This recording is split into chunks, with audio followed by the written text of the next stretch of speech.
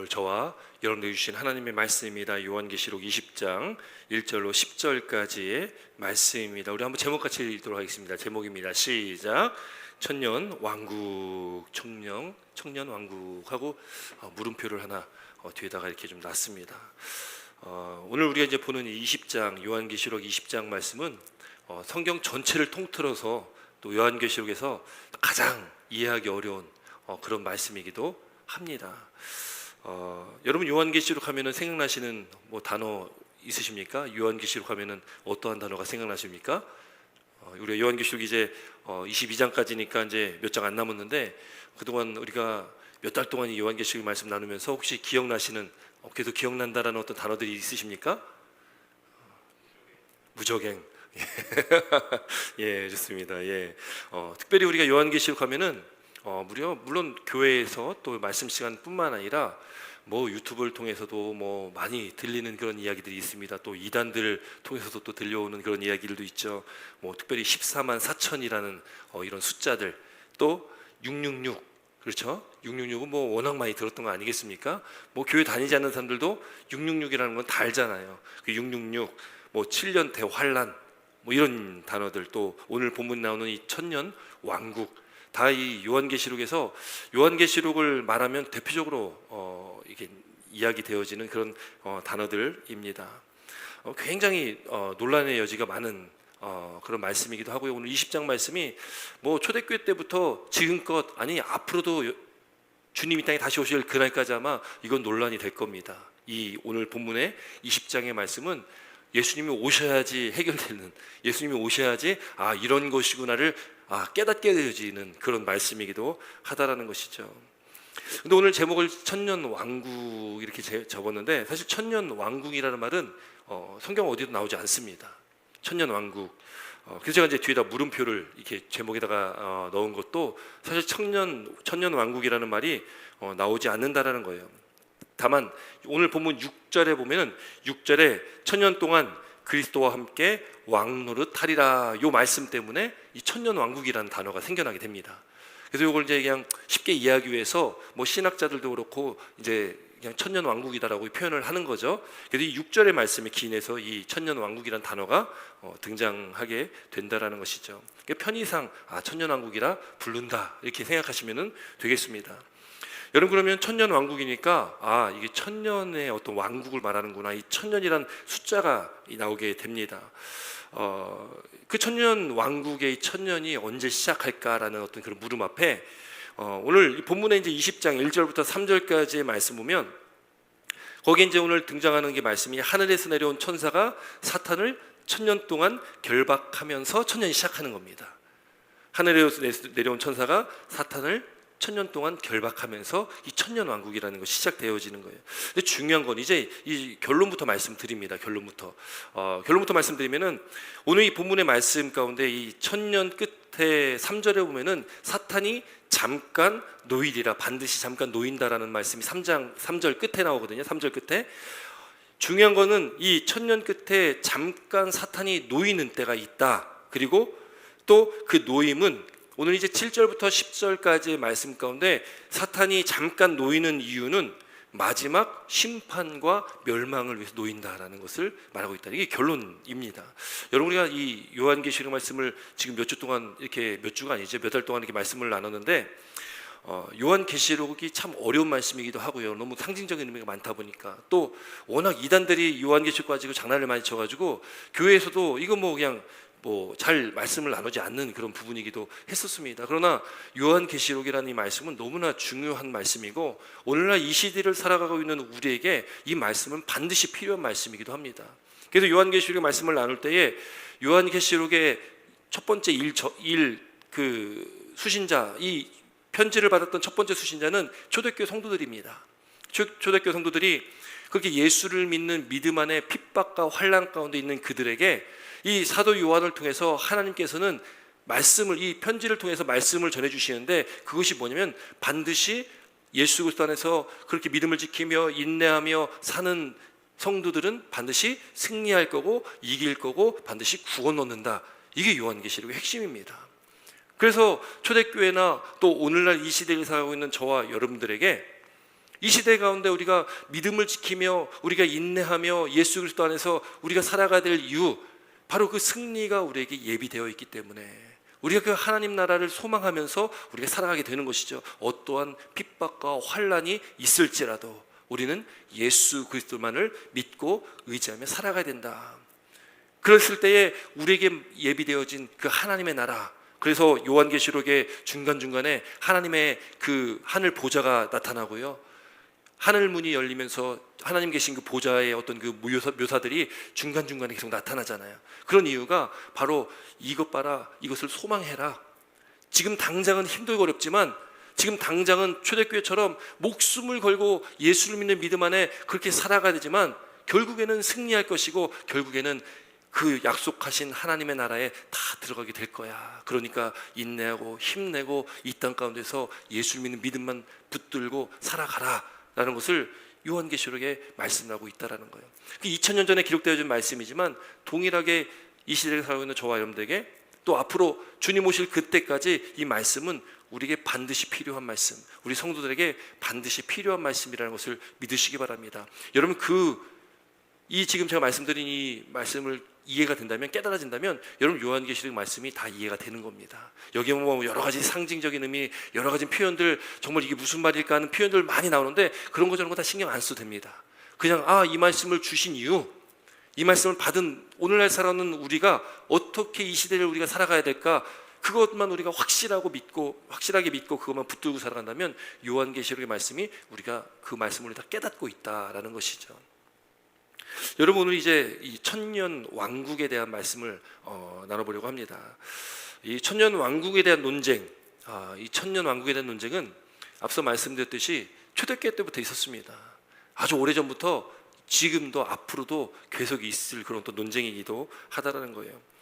이 천년 왕국에 대해서 신학적인 입장이 세 가지가 존재합니다.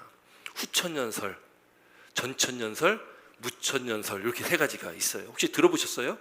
천년설, 무슨 천년설 이런 이야기, 사실은 쉽게 들어보지 못하는 그런 이야기도 하지만 이제 설명하다 보면은 이래서 요즘에 이런 이야기들이 있구나라는 것이 좀 이해가 되실 겁니다. 먼저 이제 후천년설인데요. 제가 좀 이해를 돕기 위해서 어떤 교수님이 강의하시는데 잘 정리한 그림이 있길래 제가 캡처해가지고 제가 쓰려고 합니다. 한번 보여주시겠습니까? 예, 후천년설이다. 이 그림을 보시면은 좀 이해가 좀 쉬우실 거예요. 자, 여기 보니까 십자가가 있고 승천, 예수님이 승천입니다. 예수님께서 이 땅에 오시고 승천하신 이후에 교회 시대가 시작이 되고요. 그리고 보면은 이 선이 위로 이렇게 아래서 위로 쭉 올라가지 않습니까? 쭉 올라가는 그 지점에 재림이라는 것이 있어요. 재림이라는 것이 있습니다. 그러니까 천년 왕국 후에 재림이 있다 해서 후천년설입니다. 천년왕국 후에 재림이 있다. 예수님이 재림이 있다. 이 천년왕국에서 이렇게 밑에서부터 위로 올라가는 것을 보는 것처럼 굉장히 낙관적인 견해예요. 낙관적인 견해. 복음이 전파되어지고요. 복음이 이제 전파되지 않습니까? 복음이 전파되어지고 또 그 하나님의 구원의 역사로 인해서 이 세상이요 점점 좋아지는 거예요. 점점 기독교화되는 겁니다. 점점 크리스찬도 많아지고 믿음 안에 이제 이 세상이 점점 좋아지는 거예요. 그게 이제 후천년설의 입장입니다. 그러니까 지금 그 선이 아래서 위로 쭉 올라간다는 것은 점점 세상이 좋아진다. 복음 안에서 회복되어지고 더 좀 좋아진다. 그 마지막에 이 천년왕국을 지나 예수님께서 재림하시고 그 다음에 요한계시로 말씀하고 있는 새 하늘과 새 땅이 이루어진다라는 것이 후천년설입니다. 근데 이제 이렇게 이해를 하게 된 이유가 있습니다. 이게 사실은 이제 후천년설, 전천년설 이렇게 말씀을 나누게 될 텐데 그 당시 사회의 어떤 그 상황에 따라서 요게 이제 지금 주장하는 바가 좀 달라지는 거예요. 그 당시 후천년설, 이 후천년설이 주장되어지고 사람들이 이 후천년설을 믿었을 때는, 요 관점에 더 많은 사람들이 서 있을 때는 어떤 때냐면 미국이 한참 잘 나갈 때예요. 한참 잘 나갈 때. 미국이 원래는 이 동부에서 처음에 이렇게 미국이라는 나라가 시작을 하잖아요. 동부에서 시작하다가 어떻게 합니까? 서부 쪽으로 이 서부를 개척하면서 그 당시에 서부에서 이제 그 땅을 가지고 있었던 뭐 멕시코나 뭐 스페인이나 이 강대국과 싸움을 해가지고 어떻게 해요? 다 승리를 합니다. 다 이겨요. 다 이겨가지고 서부를 다 미국 땅으로 만들어 버리잖아요. 그게 엄청난 사건 아니겠어요? 그러니까 이제 이 지금 이 미국에서 이 후천연설이 주장되는 것은 그 당시에 미국이 너무 잘 나갔어요. 뭐 다 전쟁하면 승리하고 땅도 어마어마하게 넓어지고, 그러니까 이제 그 당시에 기독교 어떤 신앙을 바탕으로 했었던 이 미국이라는 나라가 점점 앞으로 이 복음 안에서 더 좋아질 거라는 어떤 희망적인 어떤 낙관적인 견해를 갖게 되는 거예요. 그게 후천연설입니다. 이 후천연설이 그렇게 주장이 되어지고 있다는 거예요. 그런데 사실 이 후천연설이라는 것은 성경의 어떤 흐름과는 또 맥을 같이 하지 못합니다. 그래서 이 후천연설은 한때 주장되다가 지금은 이 후천연설을 이야기하지 않아요. 자, 이 후천연설 그렇습니다. 그러니까 천년왕국 후에 재림이 있다. 이거 뭐 기억 안 하셔도 괜찮습니다. 그럼 저런 게 있구나 정도로 생각하시면 돼요. 자, 그 다음에 전천연설입니다. 이제 두 번째 이제 전천연설인데요.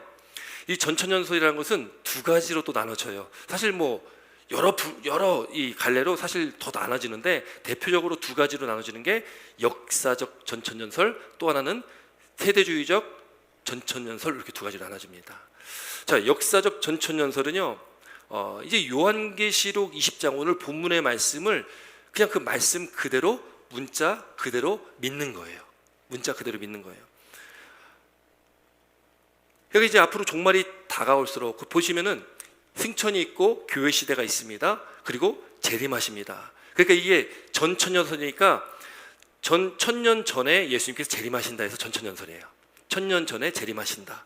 재림하시고 천년 왕국이 이루어지고 그리고 새하늘과 새 땅이 있게 되어지는 이 전천연설입니다. 이 전천연설이 이제 종말로 가면 갈수록 어려워지는 거예요. 힘들어지는 거예요. 그러니까 이 재림이 있고 그 다음에 천년 왕국이 이루어지는 걸로 이야기를 하는 것이죠. 그러니까 세상은 점점 좋아지는 게 아니라 후천연설처럼 점점 좋아지는 게 아니라 점점 어떻게 된다요? 나빠지는 거예요. 우리가 요한계시록 통해서 본 것처럼 바벨론 제국이 세상은 악한 영적 세력들은 공중에 권세 잡은 자들이 더 기승을 부리는 거예요. 그게 이제 전천연설입니다. 이 전천연설은요, 이제 앞서 후천연설은 미국이 참 잘 나갔을 때 많이 주장했다고 했지 않습니까? 이 전천연설은 이제 미국이 잘 나가다가 1800년도에 큰 사건을 한번 맞이합니다. 1800년 중반부에 무슨 일이 있냐면 남북전쟁이 일어나게 되는 거예요. 남북전쟁이 일어나면서 이제 동족 상잔의 비극이잖아요. 우리 6.25처럼 같은 나라 사람들끼리 싸우기 시작하는 거예요. 그러다 보니까 이제 후천연설이 아니라 전천연설 입장으로 돌아오게 되는 거예요. 나라가 어려워지니까, 복잡해지니까, 혼란스러워지니까 전천연로 돌아오게 됩니다. 근데 이 전천연설에는 이 역사적 전천연설이 있고요. 또 하나 이제 오늘 중요한 게 이제 세대주의적 전천연설이에요.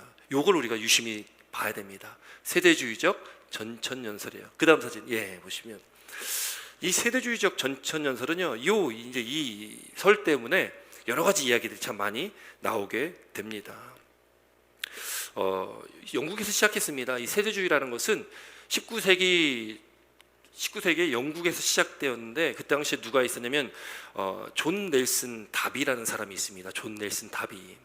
이 존 넬슨 다비라는 사람에 의해서 시작된 거예요. 근데 이 세대주의적 전천연설, 이 세대주의라는 것은 존 넬슨 다비에서 시작된 다음에 영국에서 큰 호응을 얻지 못합니다. 그래가지고 영국에서 별로 호응이 없으니까 이 다비가 미국으로 건너와 가지고요, 미국에서 집회를 몇 번 이렇게 하는데, 미국에서 이 복음주의와 이 만나가지고요, 이게 엄청나게 이 영향을 많이 끼치게 됩니다. 그러면서 이제 이 세대주의가 시작이 되어지는데, 세대주의라는 것은 이 복음주의 사상과 이게 붙으면서 어떻게 되냐면 그 당시에 있었던 미국의 선교사님들이 다 세대주의를 따라갔어요. 이 세대주의를 다 받아들였습니다. 그래서 미국의 그 당시 많은 대부분의 어떤 그 개신교가 이 세대주의적 전천연설을 따랐어요. 그렇게 영향을 받았던 선교사님들이 1800년 후반에 1900년 초에 우리나라에 미국의 선교사님이 많이 들어오잖아요. 그때 그렇게 세대주의 사상을 가지고 있었던 선교사님들 우리나라에 들어오면서 우리나라도 이 세대주의에 엄청나게 영향을 받게 됩니다. 조용기 목사님, 우리가 잘 아는 조용기 목사님도 세대주의 사상에 굉장히 영향을 많이 받으신 분이에요. 그래서 그분 설교도 이 세대주의적 사상을 가지고 설교하는 부분도 있습니다. 저도 한번 그걸 찾아서 쭉 들어본 적이 있는데, 이 세대주의 사상에 그 당시에 우리나라에 있는 대다수 많은 목사님들이 이 세대주의 사상에 많이 이제 영향을 받게 됩니다. 이 세대주의 사상은 문자 그대로 해석을 합니다. 문자 그대로.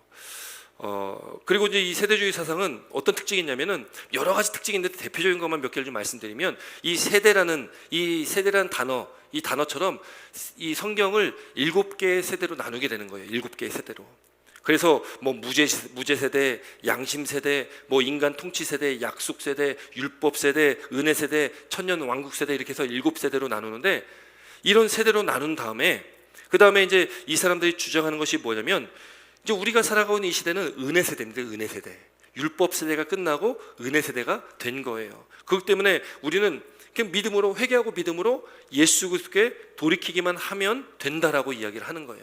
그러니까 율법의 말씀에 어떤 율법의 말씀에 이렇게 그렇게 막 말씀에 이렇게 집중적으로 이렇게 들어가지는 못하는 거예요. 그냥 우리가 은혜로 살아가고 있다, 그냥 믿으면 된다라는 식으로 이 얘기를 하는 거죠. 또 이 세대주의에서 주장하는 그것은 뭐냐면, 여기 표에 지금 나오고 있듯이 되게 복잡해 보이잖아요. 이 복잡해 보이는데 승천과 교회 시대는 똑같습니다. 그런데 여기 세대주의자들이 이야기하는 것은 뭐냐면 이중 재림이라는 것을 말해요. 이중 재림. 보면은 재림이 2번 있잖아요. 공중 재림이 있고 나중에 지상 재림이 있습니다. 그러니까 이 세대주의자들이 이야기하는 것은 첫 번째 이 공중의 재림은 뭐냐면, 그 7년 대환란 전에, 7년 대환란이 있을 건데 7년 대환란 전에 휴거를 맞이하는 겁니다. 휴거를 맞이하는데 비밀한 가운데, 비밀리에 믿는 자들이 공중에서 예수님을 만나는 거예요. 이 공중 재림이라고 합니다. 그리고 그 공중에서 예수님을 영접하게 되는 거예요. 그리고 공중에서 영접한 믿는 자들과 또 그 전에 죽은 자들이 함께 예수님과 함께 그 혼인잔치에, 천국 혼인잔치에 함께 있게 되어지고, 이 땅에는 7년 대환란이 있게 됩니다. 7년 대환란. 여기 지금 공중 휴거랑 7년 대환란이라고 적혀 있는 것처럼 땅에는 7년 대환란이 있게 되는 거예요. 이 7년 대환란 가운데 이 땅에 있는 사람들은 엄청난 환란 가운데 있습니다. 그러니까 이 요한계시록에 기록되어 있는 이 마지막 날 종말 때의 어떤 환란은 믿는 자들에게 있는 환란이 아닙니다. 믿지 않는 자들에게 있는 환란이에요. 그 환란이 7년 대환란입니다. 그 7년 대환란 때에 불신자들이 7년 동안 이 땅에서 환란을 겪고 있을 때에, 그때에 이제 유대인들은 어떻게 되냐? 예수님을 인정하지 않고 예수님을 영접하지 않았던 그 유대인들은 이 7년 대환란 중에 기회를 얻게 됩니다. 기회를. 그동안 예수를 믿지 않았잖아요. 유대인들은 예수님을 인정하지 않잖아요. 신약을 인정하지 않잖아요. 그들에게 기회가 주어지는 거예요. 기회가 주어지면서 7년 대환란 후에 이제 그 예수님, 다시 한번 이 땅 가운데 이 재림하시는, 이 지상에 재림하시는 그 예수님을 영접하고 천국 왕국의 백성이 되는 거예요. 유대인들까지 이제 하나님 나라의 백성이 되게 되어진다. 이 세대주의, 이 전천년설이라는 것은 그 굉장히 이 이스라엘 백성들, 유대인들 중심으로 해석이 많이 됩니다. 유대인들 중심으로. 그래서 유대인들의 어떤 회복, 그래서 그 세대주의 사상을 가진 사람들이 이야기하는 것 중에 뭐 하나가 뭐가 있냐면, 이 혹시 들어보셨는지 모르겠습니다. 백투 예루살렘. 이 운동이 있거든요. 한국에서도 많이 하고요. 전 세계적으로 많이 합니다. 그러니까 예루살렘의 회복을 이야기하는 거예요. 그러니까 이게 말씀을 문자 그대로 해석하다 보니까 유대 백성들, 유대인들, 이 이스라엘이 회복돼야 된다. 그래서 이제 지금 예루살렘에 가면 그 다윗 왕궁이 있었던, 그 다윗의 성전이 있었던 그 자리에 이 이슬람의 그 황금돔 그 있지 않습니까? 거기에 다시금 제3성전이 세워져야 된다. 다시금 성전이 회복되어진다라는 것을 얘기를 하는 거예요. 그것이 바로 이 세대주의적 전천년설입니다. 굉장히 문자적으로 해석을 하고 있다라는 거예요. 이 세대주의 사상에서 나온 것들이, 사실 여기에서 이야기하는 것들이 바로 7년 대환란이라는 것도 사실 성경에 나오지 않습니다. 그 이름은 나오지 않아요. 그리고 이 666에 대해서 또 여러 가지 음모들 있지 않습니까? 뭐 바코드, 베리칩, 뭐 백신, 이런 일들에 대해서 주장하고 그런 음모를 제시하는 것이 바로 이 세대주의자들이 이 얘기를 하는 거예요. 유튜브에 보면은 이런 성경 어떤 이런 음모에 대한 어떤 이 세대주의적인 어떤 영상들이 참 많이 나옵니다. 종말이라는 단어를 한번 쳐보시면요, 엄청 많이 나와요 이게. 그러니까 이 어떤 음모들이 굉장히 많습니다. 그 베리칩, 나중에 우리 몸에다 베리칩 생긴다, 이런 이야기들 다 세대주의에서 나온 이야기들이에요. 또 뭐 전 세계 뭐 단일 국가가 생겨날 것이고 뭐 적 그리스도들이 어디서 나타날 것이고 누가 적 그리스도이고 뭐 이런 이야기들이 다 세대주의에서 나온 겁니다. 백신을 맞지 말라, 이것도 세대주의에서 나온 이야기들이에요. 수많은 음모들이 여기서 많이 나옵니다. 근데 그 음모들이요, 시간이 지나면 또 싹 없어져요. 없어졌다가 그 당시 시대 가운데 또 어떤 특별한 큰 어떤 이슈가 되는 일이 있으면 또 거기에 또 음모를 또 가지고 이야기를 합니다. 끊임없이 음모를 재생산한다라는 거예요. 그래서 우리가 유튜브를 보면서 어떤 그런 종말의 어떤 그런 어떤 일들, 뭐 7년 대환란, 뭐 666, 뭐 이런 영상들이 있으면 차라리 안 보는 것이 낫습니다. 안 보는 게 훨씬 낫다라는 거예요. 자, 우선 이걸 넘어가고요. 지금 후천년설, 전천년설이 있다면 하나 더 있습니다. 무천년설이라는 게 있어요. 무천년설. 이 무천년설이라는 것은 지금 보시면 승천 이후에 천년 왕국이 지금 예수님께 이 땅에 오심과 예수님 재림하시는 그 사이가 다 천년 왕국이라는 거예요. 그러니까 우리가 지금 살아가고 있는 시대가 무슨 시대예요? 그러면 우리가 살아가는 시대가 천년 왕국 시대라는 거예요. 이게 교회 시대라는 거예요. 이 천년 왕국을 상징적인 의미로 봅니다. 전천년설은 문자적 의미로 그대로 봐요. 그래서 우리 요한계시록 말씀 우리가 쭉 나눴지만 이 요한계시록에서 일어나는 일들, 여기 뭐 18장, 19장, 20장 이렇게 나가는 것을 이걸 시간적으로 봅니다. 그냥 시간적으로 18장에 이렇게 있으니까 요 일 끝나고 19장에 일 있고 20장에 일 있고, 이게 이제 전천년설이에요. 이 무천년설은 그 천년 왕국이라는 건 상징적 의미고, 그건 오늘날 예수님의 초림과 재림 사이에 우리는 천년 왕국을 살고 있다는 것이 무천년설입니다. 이거를 다시 또 좀 다른 말로 이야기하시는 분들은 현천년설, 현재라고 이야기할 때 그 현천년설이라고 이야기하시는 분들도 있어요. 왜냐하면 지금 현재 우리는 그 천년 왕국을 살아가고 있기 때문에 그렇게 이야기를 한다는 거예요. 그러면 이 세 가지가 있습니다. 후천년설, 전천년설, 무천년설이 있어요. 그러니까 무천년은 천년이 없다라는 어떤 의미다 보니까 이거 좀 받아들이기가 좀 쉽지 않은데, 그냥 뭐 세 가지로 나누니까 그냥 무천년설의 입장을 갖고 있는 건데요. 그러면 우리가 오늘날 우리가 이 교회 안에 지금 어떤 것이 주류를 이루냐, 이 세 가지 사상 중에 어떤 것이 주류를 이루냐, 가장 주류를 이루는 것은 바로 무천년설이고요. 또 무천년설과 함께 전천년설이 같이 함께 이게 주류를 이루고 있어요. 후천년설은 별로 생각 안 하셔도 됩니다. 그 전천년설과 무천년설인데 저는 개인적으로는 무천년설을 저는 믿습니다. 그리고 이 세 가지가 이렇게 나눠지지만 여러분 중요한 것은요, 이게 본질이 아니다라는 거예요. 본질이 아니다. 지금 초대교회 때부터 지금껏, 아니 앞으로도 이 세 가지 어떤 이 설 때문에 끊임없이 논쟁을 하게 됩니다. 지금도 뭐 유튜브에 많이 올라오고 있습니다. 그런 이야기들, 또 이단들이 보통 다 세대주의 전천년을 추종하는 이단들이 많습니다. 신천지도 그렇고요. 또 뭐 제7 안식교회도 그렇고요. 이단들이 세대주의적 전천년설을 많이 따라갑니다. 그러면서 잘못된 종말론, 뭐 휴거, 여호와 증인이나 제7의 안식교회나 그 종교를 시작했던 그 창시자들 때는 다 이 시한부 종말론이 다 있었습니다. 그 시초부터가 좀 잘못되게 시작된 것이 여호와 증인이었고 또 제7의 안식교회였습니다. 그렇게 잘못된 종말론을 가지고 시작된다라는 거죠. 뭐 신천지도 마찬가지고요. 많은 이단들이 잘못된 종말론을 가지고 있으니까 사람들을요 그걸로 두렵게 만들어 버립니다. 그걸로 사람들을 묶어 버리는 거예요. 봐라, 지금 이런 일들이 일어나고 이런 일들이 일어나고 지금 우리가 지금 그 일들을 겪고 있지 않냐? 주님 오실 때가 다가왔다. 이런 이야기를 통해서 음모를 많이 만들어내고 또 두렵게 만든다는 거예요. 그런데 여러분, 오늘날 우리가 이 시대를 살아가면서 지금 이 순간 우리가 겪게 되는 수많은 일들이 있지 않습니까? 뭐 전쟁도 일어나고 있고요. 여러 가지 기후 변화로 인해서 여러 가지 우리가 생각하지 못했던 많은 일들도 겪었고요. 또 코로나라는 엄청난 일도 겪었고요. 우리가 뭐 지금 이 순간에도 사실 곳곳에서 일어나는 일들 보면은 우리 이해할 수 없는, 정말 우리가 그전에 겪어보지 못했던 일들이 지금 얼마나 많이 일어나고 있습니까? 캐나다에는 산불이 뭐 몇백 군데 나가지고요. 좀 난리가 나고 있고요. 이런 일들. 근데 여러분, 이런 어떤 기상 이변이나 지진이나 또 이런 전염병들이나 뭐 이런 일들은요, 지금 이 순간 오늘날 또 주님 오실 날 가까워 가지고 지금 이렇게 일어나고 있는 것 그뿐만 아니라요, 2000년 전에도 있었던 일이고 앞으로 더 있을 것이고 어쩌면 주님 오실 날까지 더 많이 있을 것입니다. 그러니까 우리에게 중요한 것은 이 요한계시록의 말씀 보면서 어떤 현상에 집중하지 말자라는 거죠. 우리가 눈에 보이는 지금 우리가 겪고 있는 어떤 현상에 집중하지 말고 제가 서두에 말씀 나눴던 것처럼 우리가 요한계시록이 누구에게 주어졌으며 또 요한계시록에서 말씀하는 그 취지가 무엇이며 우리가 이 시대를 살아오는 저와 여러분들에게 이 요한계시록이 주어진 이유가 무엇인가, 그것을 우리가 기억하면 된다는 거예요. 그게 어떤 현상에 우리가 흔들리는 것이 아니고 어떤 음모론에 흔들리는 것이 아니라 우리는 꿋꿋이 우리의 신앙을 지키고 우리의 믿음을 지키고 오직 예수 그리스도의 그 복음, 그 믿음 하나로 우리는 이 땅 가운데서 우리가 인내하며 견디며 우리 신앙과 우리 믿음을 지켜나가야 된다는 겁니다. 초대교회 성도들처럼 목숨을 걸고 주일날 말씀 나누는 것처럼 우리가 마음을 다하고 뜻을 다하고 생명을 다해서 우리에게 주어진 이 시대를 우리는 살아나가면 된다는 거예요.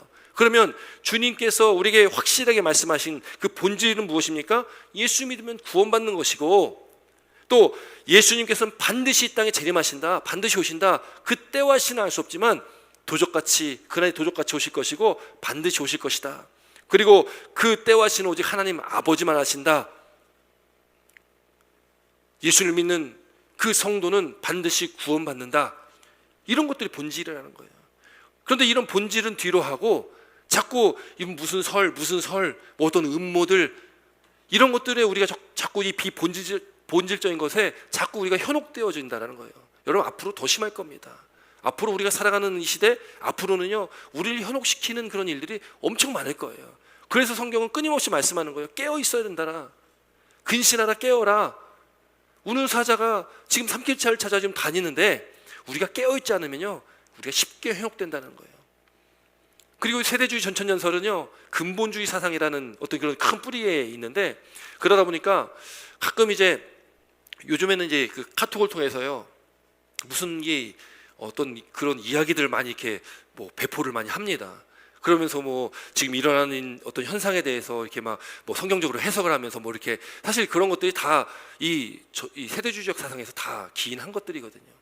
그런 문자들 받으신 적이 있으실 거예요. 뭐 지금 일어나는 일, 뭐 정치적인 일, 그런 이슈 가지고 그걸 성경적으로 막 해석을 해버리는 거죠. 그래서 뭐 지금 이 적그리스도들이 지금 이렇게 난리치고 있다. 물론 맞습니다. 지금 적그리스도들이, 그 악한 영들이, 공중의 권세 잡은 자들이 지금 세상의 모든 역사 가운데 뒤흔들고 있어요. 마지막 발악을 하고 있는 건 맞습니다. 그런데 자꾸 그게 누구다, 이게 누구다, 요한계시록에 나온 그 어떤 상징적인 의미가 누구고 누구며 이것이다 저것이다 이렇게 자꾸 단정 짓다 보니까 자꾸 다른 길로 가는 거예요. 본질적인 것에 우리가 집중하지 못하고 비본질적인 어떤 그런 다른 부류의 어떤 이야기들에 자꾸 현혹되고 거길 쫓아가게 된다는 겁니다. 그래서 우리가 반드시 깨달을 것은 본질을 쫓아가야 된다는 거예요. 본질은 바로 예수 그리스도이십니다. 이 요한계시록을 통해서 우리에게 주시는 그 의미, 우리에게 주신 이 말씀의 의미가 무엇인지를 반드시 깨닫는 거예요. 앞서 말씀드렸듯이 믿으면 구원받는 것이고 또 예수님 반드시 이 땅에 재림하신다. 그럼 예수님 이 땅에 오실 때 우리는 그 예수님을 기쁨으로 맞이할 수 있는 자들처럼 지금 이 순간 언제 오실지 모르기 때문에 지금 당장 오신다고 했을 때 우린 기쁨으로 주 예수여 어서 오시옵소서라고 맞이할 수 있는 자가 되어 있어야 된다는 것이죠. 그러니까 우리에게 주신 이 하루하루 삶을 대충 우리가 살아가고 우리가 세상의 가치를 붙들고 세상의 방법대로 우리가 우리의 만족과 유익을 위해서 쫓아가는 것이 아니라 언제 오실지 모르는 그 주님을 지금 이 순간에도 맞이할 수 있을 정도로 우리가 깨어 근신하며 우리가 말씀 안에서 주님만을 의지하며 주님만 바라보며 하루하루 주신 이 삶을, 우리 모든 삶의 목적과 방향성을 오직 주님께 맡기고 하나님만 바라보고 우리가 살아가야 된다는 거예요. 그것이 바로 이 종말 때를 살아가는 저와 여러분들, 이 말세를 살아가는 저와 여러분들이 살아가야 될 삶의 모습이라는 것을 믿으시기 바랍니다. 여러분 요한계시록은 그것을 말씀하고 있는 거예요. 여러분이 천년왕국, 그래서 이 천년왕국이라는 단어도 문자적으로 그냥 볼 것이냐 상징적인 의미로 볼 것이냐에 따라서 해석의 차이가 너무 커지는 거죠.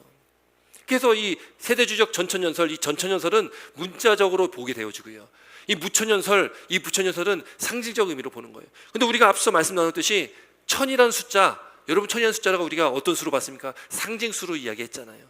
우리가 14만 4천이라는 숫자도 이야기할 때에 구약의 12지파 12, 신약의 12사도 12, 12 곱하기 12 곱하기 천입니다. 이 천이라는 숫자의 상징적 의미는 허다하게 많다, 셀 수 없이 많다라는 의미를 가지고 있는 게 천이라는 숫자예요. 이 요한계시록에서의 천이라는 숫자는 그런 상징적 의미로 셀 수 없는 그런 기간을 말한다는 거죠. 이 전천년설의 입장에서 문자 그대로 성경을 해석하게 된다면 우리가 17장 18장에 음료와 바벨론의 멸망이 나오고요, 19장에 어린 양의 혼인잔치와 백마를 타고 재림하신 예수님의 모습이 나오는 거예요. 그리고 20장에 사탄이 결박을 당한 후에 천년왕국이 선포된다. 이게 이제 전천년 입장이거든요. 그러니까 이 시간의 어떤 흐름으로 보는 거죠. 요한계시록 17장부터 20장까지를 시간 순서대로 이해를 하는 것이 전천년 입장입니다. 그런데 이 요한계시록 말씀은 묵시문학입니다. 또 이 상징적인 의미가 있기 때문에 그저 이 말씀을 시간의 어떤 순서로 볼 수 없다라는 입장이라는 거예요. 그래서 이 무천년설이라는 것은 이 천년 왕국이라는 의미가 상징적인 의미고, 이미 예수님의 초림과 재림 사이에 우리는 그 천년 왕국 시대를 우리가 살아가고 있다. 그럼 이렇게 또 의문을 가지시는 분도 있을 겁니다. 아, 천년 왕국이라고 하면 뭔가 이게 좀 세상이 좀 좋아야 되고, 뭔가 이 세상이 좀 말씀 안에서 뭔가 좀 회복되어지고 뭔가 좋은 모습들이 보여야 되는데 세상이 너무 악하고 이게 무슨 천년 왕국입니까? 이렇게 생각할 수 있잖아요. 여러분, 그럼 이 천년의 왕국이라는 그런 의미를 우리가 어떻게 받아들여야 될까요?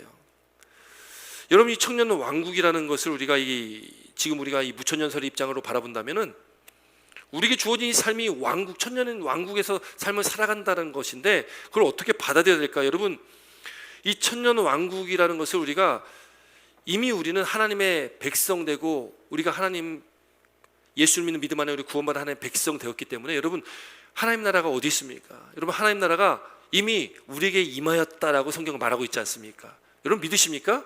하나님의 나라가 이미 임했습니다. 예수님이 이 땅에 초림하셨던 그때 이미 하나님 나라가 이 땅 가운데 임한 거예요. 그럼 천년 왕국이라는 것은 무엇입니까? 주님과 함께 있는 그때 그 장소를 말하는 건데, 물론 이것이 그냥 단순히 어떤 장소를 말하는 건 아니겠지만 하나님과 함께 있다라는 것 그 자체가 우리가 하나님 나라에, 우리가 하나님과 함께 그 하나님 나라를 소유한 백성이 바로 저와 여러분들입니다. 예수를 믿는 믿음 안에 우리는 이미 하나님 나라를 소유하고 있다라는 거예요. 그런 이미 우리가 이 땅의 삶을 살아가는데 바로 이미 우리가 그 하나님 나라를 소유하고 있다는 것 자체가 이미 우리는 천년 왕국을 소유하고 우리가 그걸 경험하고 살아갈 수가 있다라는 거예요. 그런데 중요한 건 왜 우리가 그걸 경험하지 못하겠습니까? 왜 우리가 하나님 나라를 소유했는데도 그 하나님 나라를 우리가 깨닫지 못하고 그 하나님 나라의 그 은혜를 맛보지 못하고 우리가 살아가겠습니까? 이 세상 가운데서 여러분, 우리가 하나님의 말씀 가운데 살지 못하기 때문에, 우리가 하나님의 말씀 가운데 우리가 우리 안에 하나님 나라가 임했다라고 믿고 살아가지만, 믿는다고 고백하지만 실상 우리의 삶이 그 믿음의 삶을 살지 못하는 우리의 현실적인 어떤 문제들 때문에 참 우리가 그 하나님 나라를 맛보지 못하고 경험하지 못하고 살아간다는 거예요. 하나님 나라는 이미 임했습니다. 그러나 아직 완성되진 않았습니다. 예수님 땅에 재림하신 그때에 하나님 나라가 완성되는 겁니다. 그러니까 우리는 이 시대에 살아오는 이 천년 왕국, 그 천년 왕국 시대에 하나님 나라를 맛보며 살아가고 있다라는 거예요. 그 나라는 주님 다시 땅에 오신 그때에 완성되는 나라입니다. 여러분, 그렇기 때문에 우리가 이 땅의 삶을 살아갈 때에 우리가 어느 길을 택할 것인가, 주일날도 말씀 나눴지만 어느 길을 택할 것인가 가장 중요하다는 거예요.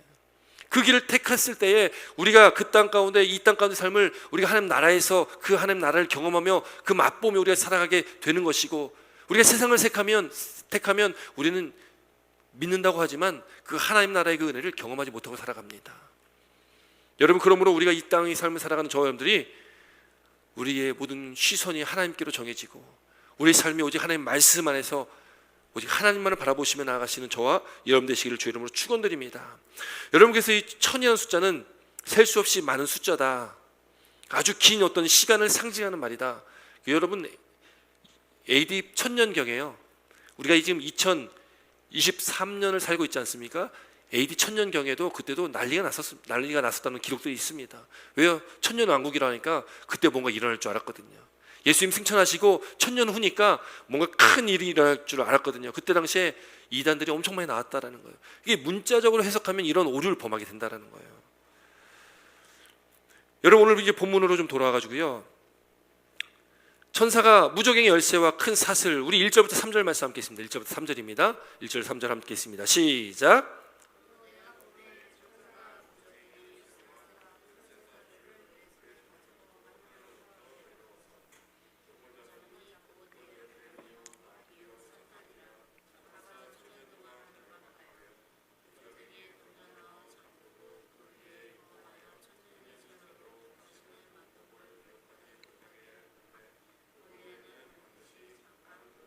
아멘. 여러분 이제 무적행이 나옵니다. 무적행. 이 무적행이 뭐냐, 어디냐? 여러분 어딘지 알 수 있겠습니까? 알 수 없습니다. 그러나 어떤 실제적인 공간일 수도 있고 아닐 수도 있는 건데, 이게 뭐 영적인 부분이기 때문에 우리가 이게 어디다 무엇이다라고 정확히 알 수 없습니다. 그러나 확실한 것은 악한 영, 이 사단이라는 존재가 이 하나님의 어떤 그 힘 안에, 하나님의 어떤 그 권세 안에, 그 하나님의 힘 안에 확실하게 억제되어서 있는 그 어떤 상태, 그런 공간을 말하겠죠. 그 때문에 무정에서 이 천사가 무정의 열쇠와 그 큰 쇠사슬을 그 손에 가지고 하늘로부터 내려왔다. 이게 하나님의 천사겠죠. 그 천사가 내려와 가지고요, 어떻게 합니까? 용을 잡았는데 용은 누굽니까? 옛 뱀이고 사탄이요 마귀다라고 이야기를 하는 거예요. 천년 동안 결박했다. 그러니 여러분 우리가 오해하지 말아야 할 것이 뭐냐면, 여러분 우리가 이제 말세가 되면 뭐 우리가 아마겟돈 뭐 영화에도 나타나듯이 뭔가 어떤 큰 전쟁이 일어나 가지고요, 하나님과 무슨 사탄이 어떤 전쟁을 한다. 여러분 그런 전쟁이 아닙니다. 여러분 사탄이 하나님과 싸울 대상이 되지 않아요. 이미 여러분 우리가 요한계시록 12장 말씀을 통해서 보았습니다. 하늘에서 전쟁이 있는데 그때 누가 전쟁을 하냐면 천사장이었던 미가엘과 그의 군대와 그의 사자들과 용, 바로 사탄과 그의 사자들이 하늘에서 전쟁을 하게 되거든요. 그때 누가 이깁니까? 미가엘과 그 사자들이요 이기는 거예요. 그래서 이 용, 사탄이요 쫓겨나게 되는 겁니다. 여러분, 그러니까 이 전쟁이라는 아메겟돈 전쟁, 이 마지막 날에 어떤 이 전쟁이 일어날 건데 하나님과 사탄이 싸운다. 하나님과 사탄은 싸울 대상이 아니라는 거예요. 왜 그렇습니까? 하나님은요 이 천지 만물을 창조하신 분이십니다. 이 모든 만물을 주관하시는 주권자이시고요, 사탄도 천사도 하나님이다 피조물들 아니겠습니까? 하나님과 싸운다는 것이 말이 안 되는 거예요. 그게 천사한테도 안 되는 게 사탄입니다. 천사한테도 지르고 천사도 져서 내쫓긴 것이 바로 사탄이라는 존재예요. 그래서 우리가 사탄을 두려워할 필요가 없다라는 겁니다. 우리가 악한 영적 존재들을 두려워할 필요가 없다라는 거예요. 우리가 두려워할 대상이 아니다라는 것입니다. 예수 이름 앞에 쫓겨 도망갈 수밖에 없는 존재가 바로 사탄이라는 것을 믿으시기 바랍니다. 그래서 우리에게 이미 예수 그리스도의 이름이 우리에게 주어졌다라는 거예요. 하나님의 말씀이 우리한테 있습니다. 여러분, 그래서 사탄이 우리를 어떻게 하지 못하는 겁니다. 우리가 예수 그리스도의 이름을 믿고 나아가면, 그 예수 그리스도의 이름으로 우리가 사탄에 대적하면 사탄은 도망갈 수밖에 없다는 것을 믿으시기 바랍니다. 여러분, 그래서 지금 이 천사가 지금 천년 동안 결박했다가, 이 천년 동안 결박이라는 것은 바로 그것이 예수님의 초림이라고 아까 말씀드렸습니다. 초림 때 결박당하지고 그 후에 반드시 잠깐 놓이게 된다. 잠깐 놓인다. 잠깐 놓이게 되는데, 그럼 잠깐 놓이는 의미가 뭘까? 바로 이것은 바로 마지막 날에 예수님이 땅에 재림하시는 그때에, 이제 그때 심판 가운데 이제 이 악한 영적 존재들은 이제 영원한 불못에 들어갈 수밖에 없는 그런 존재가 되지 않습니까? 그래서 잠깐 놓인다라고 우리가 이 말씀을 해석한다라는 거예요. 여러분, 우리가 그래서 반드시 기억해야 된다는 겁니다. 하나님께서 이 모든 것을 다스리시고 주관자이신 하나님이 전지전능하신 하나님이심을 우리들 믿고 나아가야 된다는 거예요. 여러분, 그렇게 사탄은 아무것도 할 수 없는 그런 존재이다. 근데 그들이 하늘에서 쫓겨난 이후에 이 땅에 와서 이 땅 가운데서 이 교회를 핍박하고 믿는 자들을 핍박하고 있었다라는 거예요. 그래서 이제 이 믿음, 이 교회라는 대상, 또 성도라는 대상이 사탄의 공격을 받는 그런 대상이 되었다라는 겁니다. 그러나 어떤 공격과 핍박과 환란이 있을지라도 우리는 그것을 승리할 수 있다. 이미 예수님께서 승리하셨기 때문에 우리는 어떤 공격에도 승리할 수 있는 그 은혜가 우리 가운데 이미 주어졌다는 것을 믿으시기 바랍니다. 이미 예수님께 십자가에 달려 죽으심으로 죄와 사망의 권세를 이기셨습니다. 우리를 거기서 해방시켜 주셨다는 거예요. 그 어떤 악한 영들도 우리를 쓰러뜨리지 못한다라는 것을 믿으시고 우리가 말씀 안에 그 믿음 가운데 나아가시기를 주의 이름으로 축원드립니다. 여러분, 그렇게 이 천사가 잠깐 놓여짐을 당하지만 결국에는 하나님의 그 심판 가운데 그들이 영원한 불못에 들어가게 된다. 그것이 이제 오늘 7절부터 10절까지의 말씀인데요. 7절부터 10절 말씀 함께 있습니다. 7절부터 10절. 7절부터 10절 함께 있습니다. 시작. 천년이 참에 사탄이 그 옥에 놓여 나와서 땅의 사방 백성 곧 곡과 마곡을 미혹하고 모아 싸움을 붙이리니 그의 수가 바다의 모래 같으리라. 그들이 지면에 널리 퍼져 성도들의 진과 사랑하시는 성을 두르매 하늘에서 불이 내려와 그들을 태워버리고 또 그들을 미혹하는 마귀가 불과 유황못에 던져지니 거기는 그 짐승과 거짓 선지자도 있어 세세토록 밤낮 괴로움을 받으리라. 여러분, 결론입니다. 결국에 이 사탄과 그 사탄을 추종하는 거짓 선지자들이나 거짓 또 이 적그리스도들이나 그걸 추종하는 모든 사람은 결국에는 심판받고, 여기 보니까 세세토록 밤낮 괴로움을 받는다. 이제 그 유황불에 빠져요. 이제 영원한 죽음에 나가게 된다라는 것이죠. 여러분, 그러나 하나님을 믿는 백성들은 어떻게 됩니까? 하나님을 믿는 백성들, 그 백성들은 천년 동안 왕노릇하며 우리가 주님과 함께 그 하나님 나라에 거하게 된다라는 거예요. 우리 4절 말씀 함께 있습니다. 4절입니다. 4절 말씀 함께 있습니다. 4절 함께 있습니다. 시작.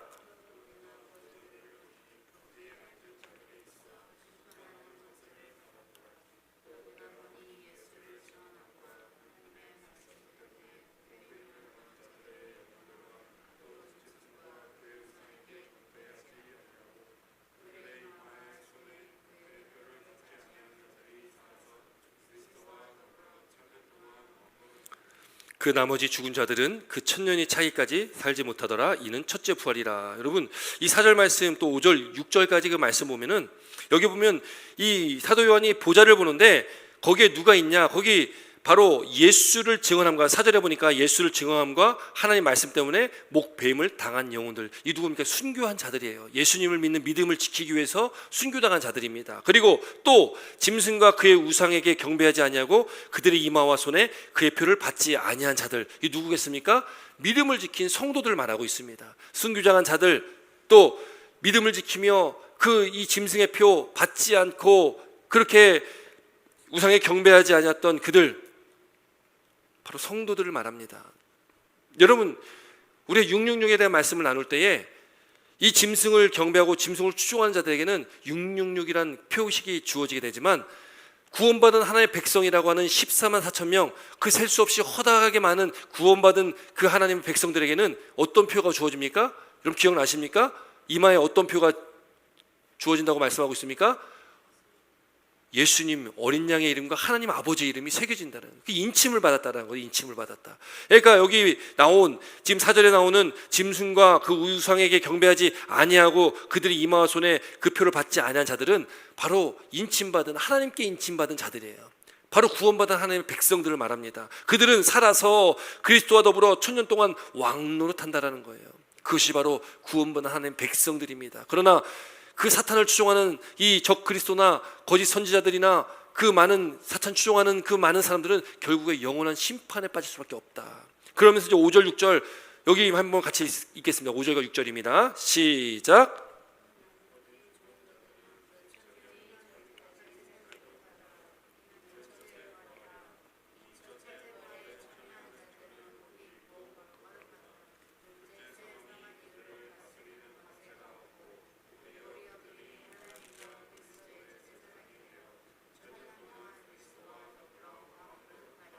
아멘. 또 왕노릇하리라 이렇게 기록하고 있지 않습니까? 여기 보니까 첫째 부활, 또 둘째 사망 이렇게 기록되어 있어요. 이 첫째 부활, 둘째 사망이라는 것은 뭔가 이렇게 첫째가 있으면 둘째가 있기 마련 아니겠습니까? 그럼 첫째 부활이 있으면 그럼 둘째 부활이 있을까요, 없을까요? 둘째 부활이 있을까요, 없을까요? 이 둘째 부활도 있을 수가 있는 거죠. 그럼 둘째 사망이 있었다면 첫째 사망도 있겠죠. 여기에는 지금 첫째 부활과 둘째 사망이 기록되어 있지 않습니까? 자, 그럼 이 의미가 뭘까? 여러분, 첫째 부활은 뭐냐? 첫째 부활은 바로 우리가 이 땅에서 예수를 믿는 믿음 안에 우리가 영적인 부활을 맞게 된 것입니다. 거듭난 것이죠. 우리가 예수를 믿고 거듭났다라는 표현을 하지 않습니까? 중생, 거듭남. 우리가 예수를 믿음으로 우리 영적 부활한 겁니다. 그래서 우리가 세례를 받는 것이 무엇입니까? 세례는 머리에 물을 이렇게 얹지만 사실 침례라는 것, 침례는 물속에 들어갔다 나오는 거 아니겠어요? 물속에 들어갔다 나오는 것은 나는 죽고 다시 새 사람이 되는 겁니다. 옛사람이 죽고 새 사람이 되는 것, 이게 이제 영적 부활입니다. 이전 것은 지났으니 보라 새 것이 되었도다. 우리 예수를 믿음 안에 이전 것은 지난 것, 새 사람이 되었다. 이게 영적 부활이에요. 이것이 바로 첫째 부활입니다. 그럼 둘째 부활은 뭐예요? 예수님 재림하시는 그때의 부활이 또 있지 않습니까?